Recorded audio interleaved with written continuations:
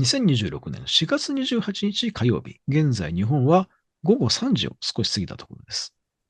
パキスタンでの交渉が進むのでしょうか。2月末に始まりましたイランを中心とした中東における戦争。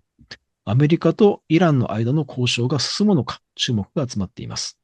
高橋先生、解説をお願いいたします。はい。会場として想定されているのが、パキスタンのイスラマバードなんですけれど、イスラマバードからの報道ですと、会議の場所がある地域の交通規制が解除されたということで、しばらくは、うん、直接交渉は期待薄というふうに見られています。ただ、パキスタン経由での、交渉ではないメッセージのやり取りというのは、どうも続いているようです。で、報道などによると、イラン側が、ホルムズ海峡の問題と、核の問題を別個に分けて、まずホルムズ海峡を、開放すると。で、アメリカがイランに対する海上封鎖を解除するという、そういう交渉を始めて、で、それが片付いたら、イランの核問題、ウラン濃縮の問題に進みたいと。そういう提案をイラン側が投げているようですけれど、アメリカ側はイランに対する海上封鎖をやめてしまったら、イランに対するテコがなくなるということで、これにはあまり乗り気ではないということで、日本時間の今朝方でしょうか、ホワイトハウスで閣僚を集めた会議が行われたようですけれど、トランプさんの、食いつきは悪かったというような報道が伝えられています。で、したがって、しばらく我慢比べという状況が続くんだと思うんですね。で、アメリカ側は、少なくともトランプ大統領は、イランが、石油を全く輸出できなくなったら、辛いんで値を上げるだろうと思っているようです。で、イラン側は、ホルムズ海峡が封鎖されていれば、アメリカの石油価格は、どんどん上がりますし、トランプさんの人気は下がるということで、時は我が方に味方していると、そう思っているようで、ちょっと、ここのとこはしばらく我慢比べかなというような、状況が見えています。ただ、アメリカ軍は依然として、増強を続けていまして、すでに3隻目の航空母艦が、中東現地に到着したという報道がなされているんですけれど、さらにもう一隻、中東に航空母艦の多くて、空母打撃群を4つにすると。そういう考えのようです。ですから、イラン側は依然として、アメリカは交渉をするふりをして、軍備増強の時間稼ぎをしているだけではないかというような見方をしているようです。で、この見方を、ある意味裏付ける展開というのがレバノンの情勢でして、レバノンで停戦というのがイラン側が交渉開始前に求めた条件なんですけれど、実際にはイスラエル軍の激しい攻撃が続いていて、で、レバノンのヒズボラ側もそれなりの反撃をしているという状況で、とても、交渉にイランが、レバノンが停戦したから交渉しますという状況ではなくなりつつあるというのが、あの、現状のようです。で、レバノンの情勢を見てますと、もちろんイスラエル側が圧倒的な力で優勢には立っているんですけれど、ヒズボラ側もそれなりの前線をしていて、ドローンを使った攻撃などでイスラエル側に打撃を与えていると。そういう映像がネット上では流れています。それから、レバノンに関する報道で、注目されたのは、レバノン南部のキリスト教徒の村にイスラエル軍が入って、そこに立っていた、キリストの像を、ハンマーで壊すという事件があって、その映像が、ネット上に拡散しています。で、これには、アメリカのキリスト教徒も怒りを表明していて、イスラエル側も、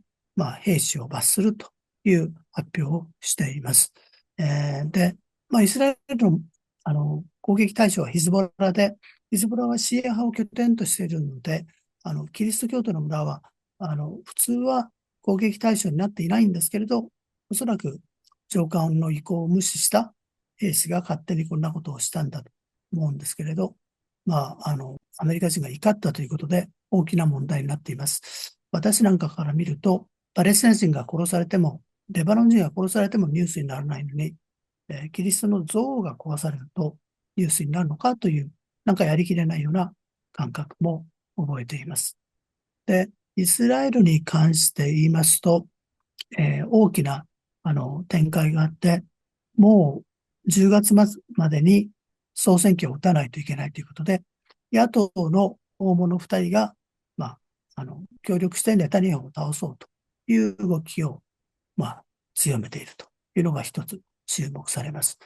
それからイスラエルでイランに協力した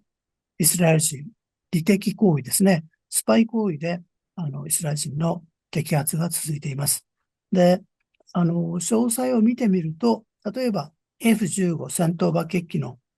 整備を担当していた兵士がイラン側に、その飛行機の性能について機密を漏らすとか、そういうことが起こっているようです。で、興味深いのは、そのスパイ行為に対する謝礼というのが、たったこれだけというような、あの、何百ドルとか、せいぜい何千ドル単位の謝礼で、この情報をくれたら何百ドル、何千ドルという感じで、スパイをどうもイラン側が操っていたようです。で、逆に考えると、実際にイラン側に情報を渡した兵士は、たったこれぐらいの額だから、そんなに大きな罪ではないと思って、多分やってたと思うんですね。で、徴兵された兵士ですから、18とか19とか、非常に若い兵士ですから、イスラエル側がどのくらいの処罰をするのかというのが注目されます。若い兵士が、些細なミスを犯したということで、軽い刑罰にしてしまうと、今後そういう事件が増えるかもしれないと言って、あまり大きな重い罰は与えるわけにもいかない。そういう事情が今あるんだと思います。で、スパイ活動ということは、あの、イスラエルのイランにおけるモサダの活動というのはよく知られていますけれど、逆にイラン側もそれなりの、諜報活動をしていて、あの、軍の関係者の住所だとか、パイロットの住所などを集めているというようなことが、こうした活動から知れるわけです。双方、熾烈なスパイ戦を、舞台裏で展開していると。こういう状況ですかね。で、さて、この我慢比べにトランプさんがいつまで耐えられるのかというのが、今のところ最大の注目点ではないかと思います。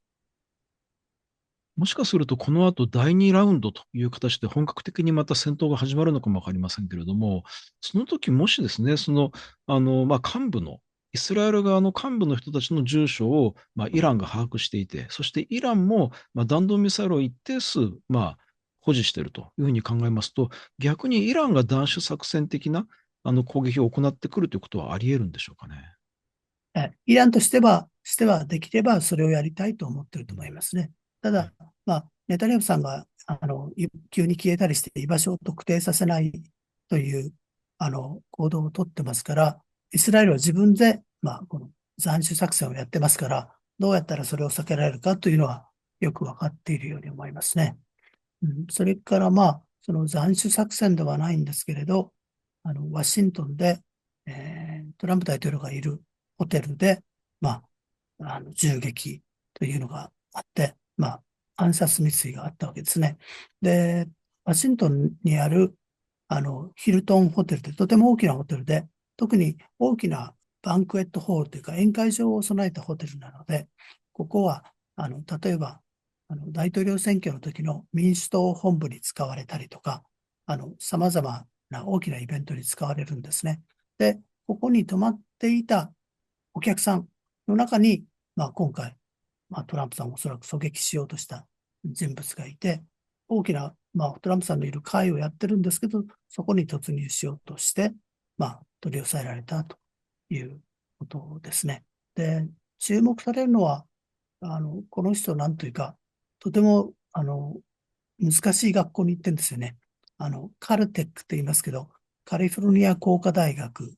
という学校で修士を取っていて、アメリカのその工科大学では、マサチューセッツ工科大学、イリノイ工科大学、カリフォルニア工科大学などというのは、本当にトップの学校で難しい学校なんですね。ですから、ちょっと、社会に適応できない頭の、ちょっと気の触れた人がやったということではなくて、ある意味普通の背広を着た勉強ができるエリートがこんなことをしたのかというのが、やはり一つの衝撃だと思います。それから、もうこれで、トランプさんへの暗殺未遂というのは3回目ですよね。大統領選挙の時も含めると。この警備の甘さというのも何なんだろうかと思ってしまいます。まあ、それもあって、これはトランプさんの人気が落ちてるからわざとやったフェイクなんだというあの議論さえ一部では広がっているんですね。私はまあ、このフェイク説というのにはまだ納得はしてないんですけれど、ただ、あまりにも警備があのずさんだというのは驚くべきことだと思います。例えば、イスラマバードのあのアメリカとイランが交渉に使っているホテルは、その期間中お客さんみんな追い出したんですよね。うん。で、安全にしてやってるわけですけど、まあ、ワシントンのヒルトンホテル、とても大きなホテルですから、そうもいかないということで、お客さんのチェックが甘かったんだと思うんですね。今回は、まあ、犯人が検問を走り抜けて取り押さえられたんですけれど、もし犯人が単独犯じゃなくて、複数だったら、まず一人が検問に飛び込んで、まあ、イスラム過激派がよくやる例ですと、典型的には自爆して検問を吹き飛ばして、で、その隙間に、まあ、実際に狙撃する人たちが中に突入するということなんですが、今回はたまたま単独犯だったんで、要人に誰にも犠牲が出なかったということで幸いなんですけど、警備のやり方そのものをあの考え直さないといけないというところに来てるのかなというのを一言申し添えておきたいと思います。私は個人的にはこのホテルに思い出があって、泊まったことがあるんですけれど、ちょうどそれが大統領選挙の日でして、民主党の敗れたモンデール候補がレーガン大統領に敗れた投票日でして、民主党としては勝てば大きなパーティーを予定してたんですけど、お通夜のように静まり返った大きなホテルの風景を今でも思い出しています。で、このホテルの前で、そのレーガン大統領が狙撃されるという事件もあったんですね。ですから、とてもそういう意味では、狙撃とか暗殺未遂に縁のある因縁のホテルでまたこんなことが起きたかと、まあ、そんな思いでいます。一言だけ追加しあ、ますと、少なくともトランプさんは、この件はイラン絡みでないとおっしゃったようで、あ、この件を言い訳に交渉をやめるということがないということが分かりました。で、まあはい。実際今のところ、狙撃犯がイラン絡みだったという証拠は何にも出て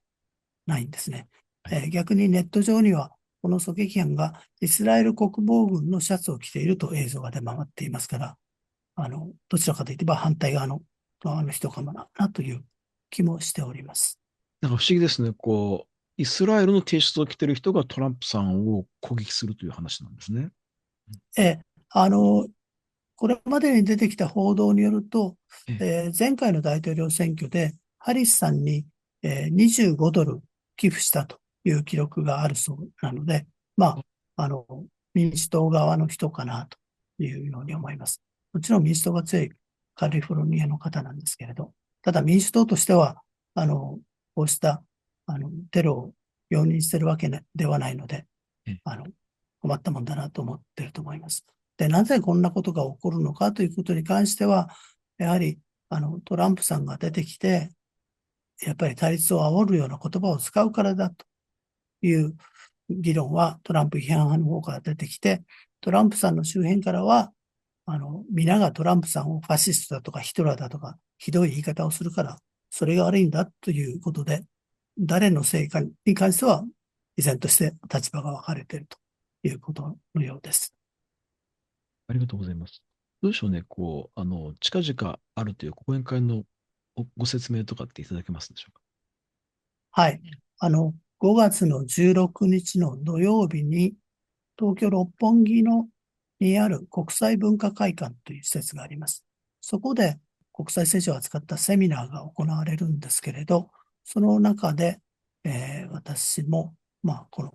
イランの問題についてお話をさせていただきます。で、私の前後にも、素晴らしい講演も予定されているようなので、ぜひお運びいただければと思います。とてもお庭の綺麗な建物ですし、ぜひお運びいただければと思います。はい。動画の、